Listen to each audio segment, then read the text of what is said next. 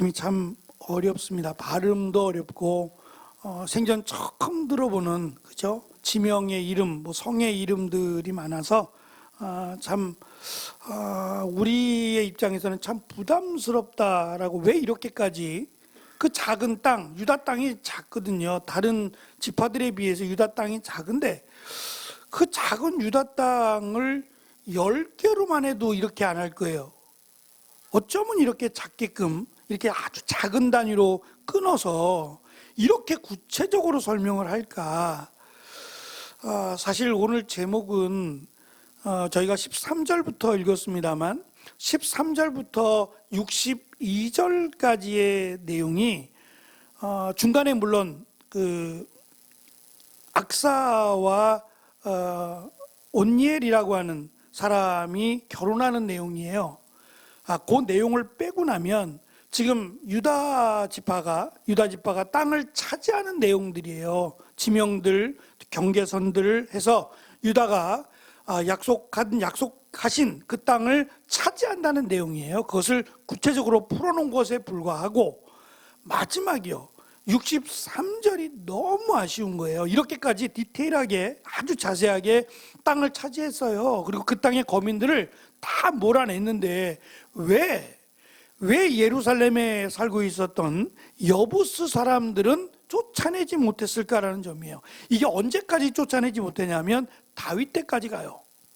다윗이 다윗성이라고 부를 때 그들을 다 쫓아내고 나서야 다윗성이라고 예루살렘에 이름을 붙인단 말이죠. 그러니까 앞으로도 수백 년 동안 다윗이 등장할 때까지도 이 땅은 여부스 사람들과 유다 사람들이 같이 그곳에 살게 되는, 그래서 예루살렘 정복이 이 63절 이 하나 때문에, 한 절 때문에 실패로 돌아가는 내용이에요.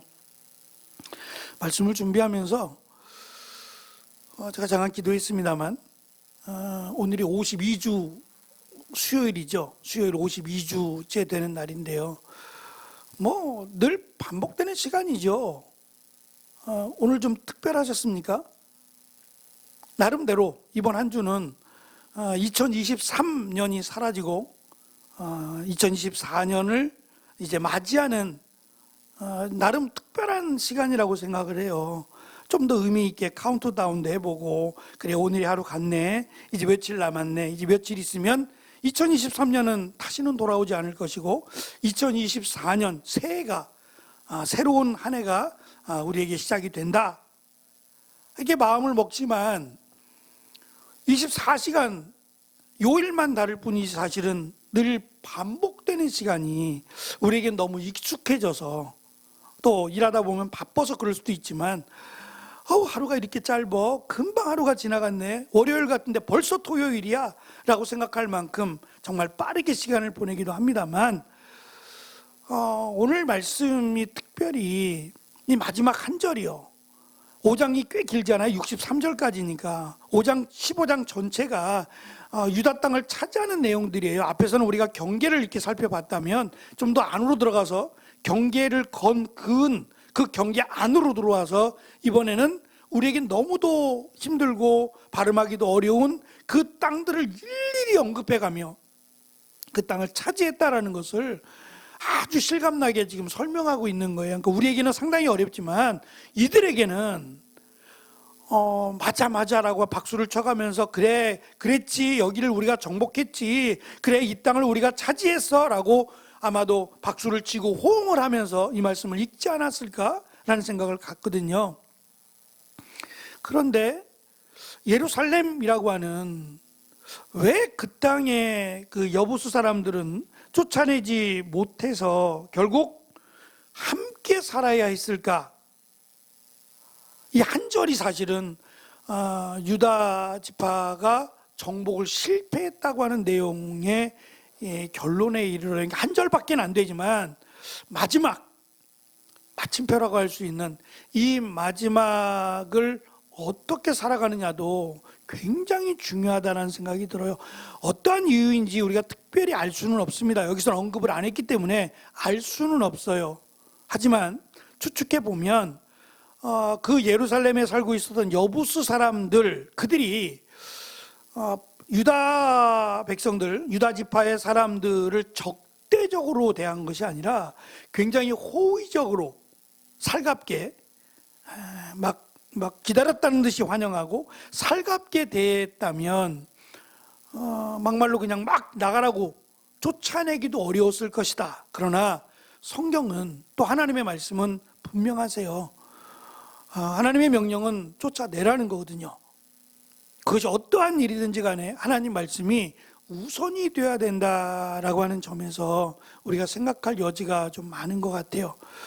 잘했다 못했다를 떠나서 인간적인 면으로 보면 뭐 다 쫓아냈는데 뭐 여기 하나 정도라고 생각할지 모르겠어요. 그러나 정말 마지막이 너무 아쉽다고 느낄 만큼 특별히 예루살렘이잖아요. 그 예루살렘에 살고 있던 여부수 사람들을 쫓아내지 못함으로 유다 지파가 그 땅을 완전히 차지하지 못했다라는 점을 의도적으로 밝히고 있다면 너무 아쉽다는 생각이 들어요. 우리의 신앙생활이 처음도 중요합니다. 중간도 중요하지요. 그러나 이 마지막을 지켜내는 게 더 어려운 것 같아요.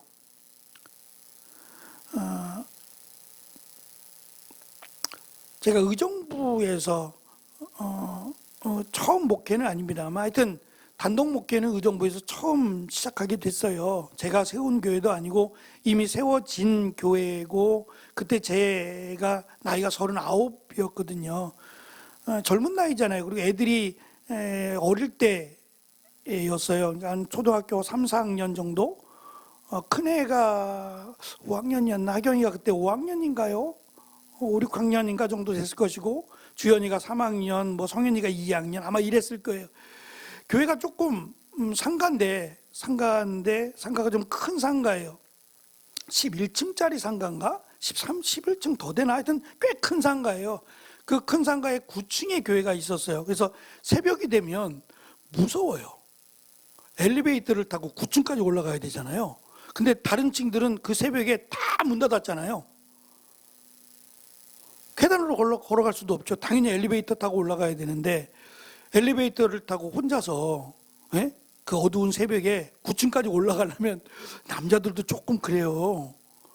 그런 생각 좀 해봤어요. 교회가 좀 아래에 있었으면 좋겠다. 그럼 걸어도 갈 수 있고 금방 갈 수 있을 텐데 9층까지 꽤 걸리잖아요. 한참 걸려서 올라가니까 좀 분위기가 좀 그렇겠다 생각을 했어요. 근데 거기는 이제 상가를 3개를 구입을 해서 하나는 교육관으로 쓰고 2개를 본당으로 만들어 놨더라고요. 교회 그러니까 본당이 꽤 넓은 거죠. 꽤 넓은데 이 아이들이 머시마가 둘이 뭐 애들 둘만이 하경이도 조금 머시마 같아가지고 이 의자가 장의자였어요. 지금처럼 이렇게 하나씩 된 게 아니고 장의자, 옛날 장의자 아시죠? 옛날 장의자인데 그거보다 더 무거운 장의자. 그리고 이런 쿠션 같은 것들이 아예 달려있는 장의자였어요. 좀 고급스러운 장의자였는데 빨아쓸 수 없는 거여서 이미 붙어져 있는.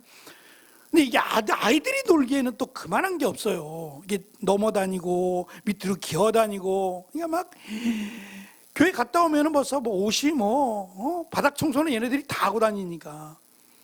근데 얘네들이 이제 교회에도 익숙하고 또 교인들이 와서 또 예쁘다 하고 막 이러니까 요 녀석들 딴에는 교회가 마치 놀이터가 되어버린 듯한 마땅히 놀만한 데가 없어서 그러기도 하고 하루 종일 교회에 있다 보니까 얘네들이 엄마 아빠랑 같이 하루 종일 교회에 있다 보니까 교육관에서만 노는 게 아니라 뛰다 보면 본당까지 들어와서 예배 중간은 아니지만 예배가 없는 시간에는 본당에 와서 막 그렇게 막 밑으로 기어다니고 막 넘어다니고 하지 말라 그래도 제 생각엔 그런 생각이 드는 거예요. 이게 너무 익숙해져 있다. 그러니까 너무 편하고 아이들한테 너무 편하고 너무 익숙해지다 보니까 그냥 막 진짜 예배당이 예배드리는 장소인데 놀이터와 같이 될 수도 있겠구나라는 생각이 들었어요. 그것 때문에 아이들과 많이 다투기도 다투고 계속 애들 쫓아다니면서 말리고 해도 이게 아이들만의 문제가 아니라 저에게도 너무 익숙해진 나머지 어제 갑자기 어머니가 이제 어머니랑 같이 계시는 요양보호사 분이 전화가 왔어요. 전화가 와서 변기가 물이 안 멈춘다는 거예요. 물을 내리고 나면 물이 어느 정도 타면 딱 멈춰야 되잖아요. 이게 안 멈추고 계속 물이 흘러서 넘친다는 거예요. 밖으로 해서 그냥 서둘러 밑에 좀 잠가 놓으시라고 해서 저녁 때 이제 갔어요. 그거일 것이다라고 추측하고, 우리 화장실에 그랬던 것처럼 아마도 그거거나 이거거나 하고 몇 가지 이렇게 준비해 가지고 사가지고 갔어요. 가서 보니까 저는 처음 갈아봤어요. 이렇게 떠다니는 게 있는데, 이게 뜬 것이 좀씩 물이 차면 이것이 이렇게 기울어지면서 물이 딱 멈추는 거예요. 근데 이게 이제 하도 많이 이게 왔다 갔다 하다 보니까 닳았어요. 밑에가 닳아가지고 이게 세워져도 이제 물이 안 멈추는 거예요. 그래가지고 열심히 뜯어가지고 이게 고쳐드렸더니 되더라고. 저는 이제 걱정을 좀 했는데, 저 같은 초짜도 해본 적이 한 번도 없어서 초짜가 했는데 어쨌든 잘 됐어요. 돼가지고 해드리고 왔어요. 근데 이제 그분이 전화를 주셔가지고 나름 뭔가 이렇게 저렇게 만지신 것 같아요. 하다가 보니까 뭘 잘못해가지고 변기 뚜껑이 올라가셨는지 뚜껑도 박살나고 막 그렇게 됐더라고요. 그러니까 우리가 매일 사용하고 또 우리에게 너무 익숙한 것들이 때로는 그것 때문에 사실은 우리가 어려움을 겪기도 한다라는 생각을 해봤어요. 그래서 처음도 중요하고 중간도 중요합니다. 다 중요한데 끝은 나에게 너무 익숙해버린 탓에 이게 끝까지 믿음을 지킨다는 건 쉬운 일이 아니구나라는 생각을 가져보았어요. 가면서 또 그 퇴근 시간이라 너무 길이 막혀가지고 보통이면 한 15분, 20분이면 가는데 막 1시간 넘게 걸렸어요. 너무 꽉 막혀서. 그러니까 중간에 이제 같이 공부하는 목사님 전화가 와서 일찍 가지 안 막힐 때 한 3, 4시쯤 가서 고치면 금방 가지 않느냐 그러는데, 3, 4시쯤 가기에는 조금 그래서 하여튼 6시쯤 이렇게 출발을 했더니 뭐 막힐 거 생각하고 갔으니까 그러긴 한데, 이제 그런 얘기들을 좀 했던 거예요. 제 나름대로는 어느 정도의 지킬 것을 지키지 않으면 너무 무뎌진다는 거죠.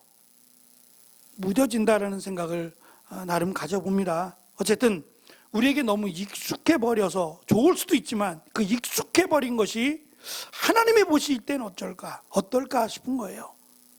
하나님이 보실 때 간혹 우리끼리 이제 하는 얘기들 중에 목사님들 얘기가 나와서 이렇게 어른들도 많고 하니까, 어르신들도 노예에 가면 어르신들도 많고 이런 얘기 저런 얘기 많이 듣다 보니까 남 얘기가 아니에요. 우리들의 얘기거든요. 결국 우리 앞으로의 이야기들을 미리 듣는 건데, 그런 걸 들을 때마다 너무 안타까운 부분들이 있어요. 그럴 때면 차라리 저분이 목사님이 아니었다면 이런 얘기를 참 해서는 안 될 이야기인데, 목사님이 아니었다면 이런 얘기를 가끔씩 할 때가 있어요. 그랬다면 오히려 하나님 앞에 더 영광이 되지 않았을까라고 하는 말입니다.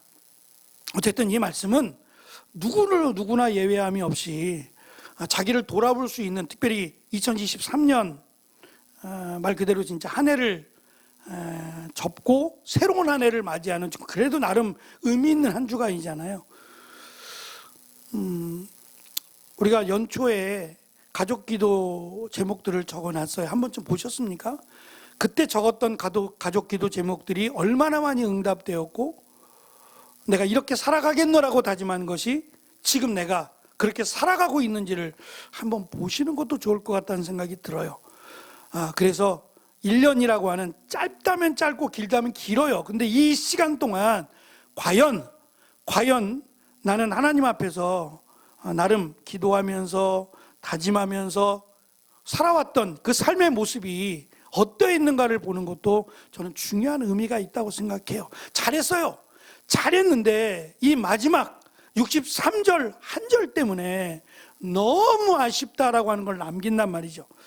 특별히 오늘 그 말씀은 중간에 대한 내용을 좀 나누려고 합니다.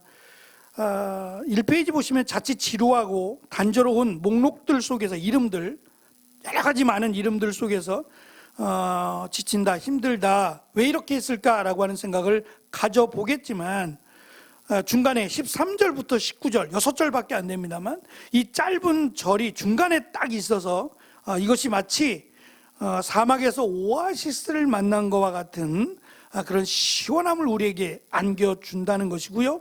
이 사건은 놀랍게도 신부를 맞이하고 땅과 또 샘물을 얻게 되는 중요한 사건이다라는 것을 우리가 알 수 있습니다. 내용은 갈렙이 드비를 쳐서 점령하는 자에게 딸 악사를 주리라고 약속을 했고, 이에 온니엘이에요. 온니엘이 드비를 점령하고 갈렙이 약속대로 자기의 딸 악사를 아내로 주었다는 내용입니다. 악사가 자기와 결혼하는 남편에게 갈렙에 있는 갈렙에게 땅을 달라고 요구하라고 얘기해요. 땅을 달라고 요구하라. 그래서 갈렙이 두발 근처에 네게브라고 하는 땅을 준 것 같은데, 악사가 이에 만족하지 않고 그 땅은 메마르니 물을 우물을 달라고 요청을 해요. 물이 없으면은 물을 길러 다녀야 되잖아요. 그거 굉장히 힘들어서 우물을 놓고 전쟁을 벌이기까지 하니까 우물을 발견하면 그 도시가 활성화됩니다. 그만큼 우물이 중요한 때니까 우물을 달라고 요청해서 갈렙이 윗샘과 아랫샘을 주었다는 내용이 이 내용의 핵심이 됩니다.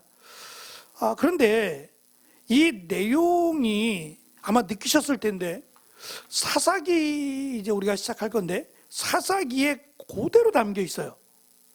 사사 온니엘이잖아요. 사사 온니엘이 이 갈렙의 딸 악사를 아내로 맞이하는 요 내용이 사사기에 그대로 담겨 있어요. 제가 말씀을 가지고 왔어요. 이 페이지 맨 아래 단에 보시면 사사기 1장 11절부터 15절의 내용인데요, 우리가 읽은 말씀과 비교해서 한번 보시기 바랍니다. 같이 읽어볼게요. 이 페이지 그리고 나서부터 3페이지에 있는 말씀을 같이 저와 여러분이 읽겠습니다. 시작. 그리고 나서 유다 사람들은 드빌성으로 가서 그곳의 백성과 싸웠습니다. 드빌은 기랏세벨이라고 불리기도 했습니다. 그 성을 공격하기 전에 갈렙이 말했습니다. 기랏세벨을 공격해서 점령하는 사람에게는 내 딸 악사를 아내로 주겠소. 갈렙의 동생이며 그나스의 아들인 온니엘이 기랏세벨을 점령했습니다. 그래서 갈렙은 자기 딸 악사를 온니엘과 결혼시켰습니다. 악사가 친정을 떠날 때 우리 아버지에게 밭을 좀 달라고 해요 라고 온니엘에게 말했습니다. 악사가 나귀에서 내리자 갈렙이 딸아 내가 무엇을 원하느냐 하고 물었습니다. 악사가 갈렙에게 대답했습니다. 아버지 부탁이 있어요. 아버지께서 저를 남쪽 메마른 땅으로 보내시니까 저에게 샘물을 주세요. 그래서 갈렙은 악사에게 윗샘과 아랫샘을 주었습니다. 똑같지요. 거의 같은 내용의 말씀이 지금 사사기에도 담겨 있습니다. 근데 이 사사기의 내용은 이 부분이 조금 더 우리가 이 부분을 이해할 수 있는 여지를 남겨줘요. 사사기 3장 5절부터 6절의 말씀이에요. 3페이지 밑에 단에 굵은 글씨로 되어 있는 부분입니다. 같이 읽어볼게요. 시작. 이스라엘 백성은 가나안 사람, 헷 사람, 아모리 사람, 브리스 사람, 히윗 사람, 그리고 여부수 사람과 함께 살았습니다. 이스라엘 사람들은 그 사람들의 딸들과 결혼하기 시작하였고 자기의 딸들을 그 사람의 아들들과 결혼시켰습니다. 그러면서 이스라엘은 그들의 신을 섬겼습니다 라고 기록을 합니다. 우리가 잘 아는 신명기 7장 3절과 4절에 보면 하나님께서 그렇게 말씀하세요. 너희가 그들과 혼인하지 말지니 내 딸을 그들의 아들에게 주지 말 것이요 그들의 딸도 내 며느리로 삼지 말라. 왜냐하면 그들의 신을 섬기게 될까봐, 그들의 신을 섬기게 될까봐 하나님이 그들과의 통혼을 반대하셨어요. 그런데 그 말씀을 어기고 자기들이 좋은 대로, 그 대표적인 사람이 삼손 아니에요. 삼손이 요즘 말로 하면 정답이에요. 왜 저 여자랑 결혼을 하려고 그러냐? 라고 삼손의 부모가 물었어요. 왜 꼭 저 여자냐? 그때 삼손이 뭐라 그래요? 예뻐서요. 예뻐서요 그래요. 정답이죠. 근데 그게 성경적 답은 아니에요. 하나님이 이스라엘 백성들을 구원하라고 태어나기 전부터 힘을 주겠다고 약속해서 나시린으로 자랐던 삼손입니다. 그러면 더 다른 사람과 다른 사사들과 비교했을 때 더 말씀에 가깝게 살아야 했던 사람인데 오히려 가장 멀리 살았던 사람이 삼손이에요. 마지막 사사이기도 하고 그게 사사시대 아닙니까? 그런데 온니엘은 목숨 걸고 싸워서 땅을 점령했어요. 근데 그 땅을 그러니까 목숨 걸고 그들과 싸운 이유가 뭐냐면 악사가 유대인이잖아요. 갈렙의 딸이니까. 그죠? 친척이에요, 친척. 아니, 같은 유대인 여인을 아내로 맞이하는 거예요. 죽을지도 모르는 그 전쟁에서 이기면 네가 원하는 걸 줄게. 그 원하는 것이 뭐 이방 여인을 아내로 맞이한다든지 아니면 또 뭐 다른 그 무엇을 원한다든지 그러면 매혹적일 수 있잖아요. 그런데 보상이 내 딸 줄게. 내 딸. 그때는 유대인의 여자들, 같은 유대인 여자를 선호하지 않는다고 우리가 읽었잖아요. 사사시대에는 유대인들끼리 결혼하는 것보다는 다른 부족들, 예? 언어가 다르고 생활이 다르고 문화가 다르고 다른 신들을 섬겼던 그들과 결혼하는 것이 마치 그들의 문화가 되어버렸어요. 늘 그랬던 것처럼 여기도 다 이방 여인과 결혼하는 것이 그냥 보편화되어 있었다는 거죠. 그런데 온니엘은 그 이방 여인이 아니라 갈렙의 딸 악사를 전쟁에서 이기면 주겠다고 한 것에 대해서 성경은 칭찬하고 있는 겁니다. 별것 아닌 것 같지만 하나님 말씀대로 하나님이 원하시는 대로 지킨다는 것은 사사시대에는 참 보기 드문 일이었어요. 이것이 하나님께서 유다 땅을 또 이스라엘 백성들에게 약속의 땅을 주신 이유가 될 수 있다는 말입니다. 그들이 정말 잘해서가 아니라 못해도 하나님 말씀대로 지키려고 했을 때에 하나님이 그만한 것들을 허락하시고 주신다라고 하는 것을 우리는 말씀을 통해서 알 수 있습니다. 내년부터 은혜 나눔을 이제 두 권으로 하나는 사사기의 말씀으로 저희가 함께 말씀을 나누었던 사사기 말씀을 책으로 만들어서 사사기의 말씀 한 과씩 이렇게 하면서 또 우리가 살아가면서 고민할 수 있는 부분들이에요. 그 부분들을 다른 목사님이 쓰셨지만 그 책을 가지고 한 과 길지 않습니다. 몇 장 안 되는데 요걸 가지고 두 과 정도를 함께 양식을 좀 취해보자라는 마음이 있었어요. 근데 책은 이제 사사기는 책이 나왔으니까 스프링으로 된 책이든 뭐 전에 만들었던 재본된 책이든 책을 사용하시면 되겠어요. 근데 또 다른 책은 그냥 다 구입을 하시거나 안 그러면 제가 지금 거기에 해당되는 부분씩만 따로 복사를 해서 이렇게 올려놨거든요. 미리 좀 가져가시라고. 그러니까 이렇게 매번 복사를 해야 돼요. 뭐 하면 하죠. 근데 마음속으로는 청년들은 거의 대부분이 태블릿을 갖고 있어서 제가 파일을 보내주거든요. 그러면 그거 가지고 이제 나름대로 태블릿으로 사용을 하니까 책을 다 들고 다니지 않아도 굉장히 편리하게 쓸 수 있는데 문제는 이제 어른들이 태블릿이 없잖아요. 그래서 제 마음속으로는 이게 태블릿이 좀 있었으면 좋겠는데 태블릿을 사세요라고 말할 수도 없잖아요. 이것 때문에 태블릿 사라 그럴 수는 없잖아요. 그러니까 마음만 태블릿을 좀 갖고 계시면 좋겠는데 그러면 그냥 제가 그때마다 책을 이렇게 보내드리면 좀 불편하시더라도 지금 시대가 시대니까 한번 이렇게 태블릿으로 보시면 또 괜찮을 텐데 라고 하는 마음이 있었어요. 말을 못하고 제가 뭐 그렇다고 사세요라고 말하기도 그렇고 사드리기도 좀 그래요. 적은 금액은 아니니까. 그래서 그냥 책으로 청년들은 태블릿으로 보고 어른들은 그냥 책자로 불편하시겠지만 두 개를 봐야 되겠지만 책자로 그냥 하셔야 되겠지라고 하는 마음을 먹고 있었어요. 며칠 전에 전화가 왔어요. 전화가 와서 노예인데 노예에 있는 한 교회에서 예산을 교회 예산이 있잖아요. 각 기관별로 예산이 있는데 청년부인 것 같아요. 교회마다 조금씩 다른데 이 청년부에서 예산이 많이 남았대요. 뭐 행사를 취소한 건지 못한 건지 모르겠지만 예산이 좀 많이 남았대요. 근데 이것을 이월시키지 않고 그 예산 남은 것을 좀 작은 교회들에게 교육적인 면에서 후원하고 싶다는 연락이 왔어요. 그래서 되든 안 되든 한 교회당 100만 원씩 준다 그러길래 100만 원에 해당되는 물품을 준다 그러길래 제가 빨리 그냥 올렸어요. 태블릿 주세요. 태블릿 주세요. 그래서 제가 그냥 사이트까지 다 적어가지고 여기가 얼마짜리인데 8개 주세요 라고 해가지고 올렸어요. 그랬더니 막 뭐 심사해야 되고 어쩌고저쩌고 막 그러더니 어제 전화가 왔어요. 최종적으로 합격을 했대요. 8개 주문했습니다. 태블릿 내년에는 태블릿 8개 오고 또 하시면 각 가정당 하나씩, 없으신 분들은 가정당 하나씩 아마 드릴 수 있을 것 같아요. 그러면 좀 불편하시더라도 한번 사용해 보시면 좋을 것 같아요. 사용해 보셔서 조금 더 우리가 좀 가까이서 이렇게 좀 보실 수 있었으면, 불편하신 분들은 책으로 보세요. 억지로 그렇게 하실 필요는 없는데 한번 보시는 것도 괜찮겠다. 또 예상치 못하게 이렇게 후원을 받아서 저희가 태블릿을 구입하게 됐으니까 이것도 올해를 마지막으로 올해를 마무리하면서 주신 선물이라는 생각이 어쨌든 들었습니다.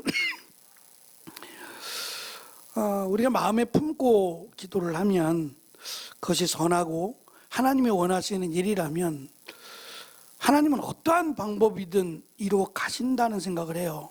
제가 지금까지 신앙생활을 해오면서 겪은 것이기도 하고요. 꼭 그대로 응답은 되지 않더라도 분명히 하나님은 이것을 통해서 하나님은 역사하시는구나 라는 걸 느낄 수 있도록 하시더라고요. 사실 이런 일들이 좀 있어야 우리가 신앙생활하는 데 힘이 납니다. 정말 하나님은 살아계시구나 라고 하는 생동감도 있고요. 우리에게는 생소한 이름들, 낯설고 발음하기도 어렵고 그렇습니다만 이들이 볼 때에는 지금 내가 속한 곳의 이름들이 나오는 거잖아요. 그렇지 않아요? 내가 답심리에 살고 있는데, 내가 용답동에 살고 있는데 용답동은 구석이라서 이름이 안 나와요. 좀 속상하죠? 내가 살고 있는 곳이니까 용답동 이름이 좀 나와줘야 되고 답심리도 좀 나와줘야 되고, 그러면 맞아 이렇게 내가 호응할 수 있잖아요. 내가 사는 곳이니까. 그렇듯이 굉장히 얼마 안 되는 땅인데 이렇게 복잡하게까지 일일이 그 지역들 성 이름들을 다 밝히면서, 그래 맞아 내가 지금 머물고 있는 이 땅은, 이 성읍은 그랬지, 하나님은 우리에게 주신 거지 라고 함께 맞장구를 쳐가면서 호응할 수 있단 말이죠. 그런데 이것이 하나님 말씀대로 순종했을 때에 하나님이 주신 은혜였어 라고 하는 고백이 돼야 되고, 특별히 마지막 63절은 그럼에도 아쉬움을 남기는 것은 왜 이 예루살렘이라고 하는 여부스 사람들은 쫓아내지 못했을까라고 하는, 쫓아냈어야 된다라고 하는 것을 우리에게 강조함으로 정말 스스로 우리 각자가 내 믿음이 혹시라도 아쉬운 점은 없는가라는 점을 돌아볼 수 있는 한 주간이 되었으면 좋겠다라고 하는 생각을 가졌습니다. 처음 우리가 시작하면서 먹었던, 다짐했던 그 마음, 그 결단, 그 모습이 여전히 우리에게 남아있기를, 쉽지 않겠지만 남아있어서 주님을 향한 그 마음이 더 적극적이고 더 그러면 더 좋죠. 최소한 언제 그랬냐 싶게 시들어버리지 않도록 우리를 순간순간 3개월에 한 번이든 6개월에 한 번이든 우리를 돌아보고 내 자리를 확인할 수 있다면 우리에겐 참 의미 있는 한 해가 되지 않겠는가라고 하는 생각을 가져보았습니다. 이 말씀 앞에서 저나 여러분이나 한번 우리의 시작을 한번 되짚어보고 지금의 나의 모습은 어떤가를 한번 점검해 본다면 며칠 남지 않았지만 나름의 굉장히 의미 있는 시간이 되지 않을까, 마침표를 잘 찍는 우리의 믿음이 될 수 있도록 믿음이 되어질 수 있었으면 좋겠습니다. 기도하겠습니다.